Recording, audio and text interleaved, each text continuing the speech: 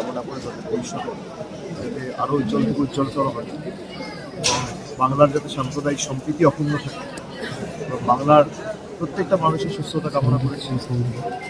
আর এই যে 250, এবার কি 250 দল পাচ্ছে আপনি যেটা বললেন স্টেজ থেকে? আমি দলের সাধারণ সম্পাদক হিসেবে আমার টার্গেট, আমি নিশ্চয়ই চাইবো আমাদের দলের যদি 2021 সালে 214টা আসন জিতে গিয়ে থাকে, হ্যাঁ, এবার আমার টার্গেট নিশ্চয়ই 214কে টপকে গিয়ে 215 করা, 220 করা। আমার 250 টার্গেট আমি নিয়েছি।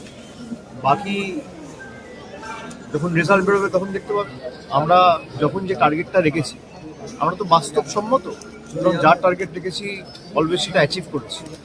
আমরা আগের বারে যখন বলেছিলাম, বিশেষ করে লোকসভার নির্বাচনের সময়, যে তৃণমূলের পারফরমেন্স আগের বারের থেকেও ভালো হবে এবং সেটা বীরভূমের ক্ষেত্রে আপনারা দেখেছেন, বোলপুর বীরভূম দুটো লোকসভাতেই ভালো হয়েছে এবং 2016 তুলনায় তৃণমূলের পারফরমেন্স 2021 ভালো হয়েছে, 2011 তুলনায় 2016 ভালো হয়েছে। প্রত্যেক নির্বাচনে মানুষের যেভাবে আস্থা, আশীর্বাদ, ভালোবাসা আমরা পেয়েছি, আমাদের ইলেকটোরাল পারফরমেন্স প্রতি 5 বছর অন্তর অন্তর আপনাদের সামনে রয়েছে। আপনারা দেখবেন তৃণমূলের ভোটের শতাংশও বেড়েছে, আসনও বেড়েছে। এবারও আমি মনে করি 2026-এ কিছু ব্যতিক্রম হবে না। Thank you.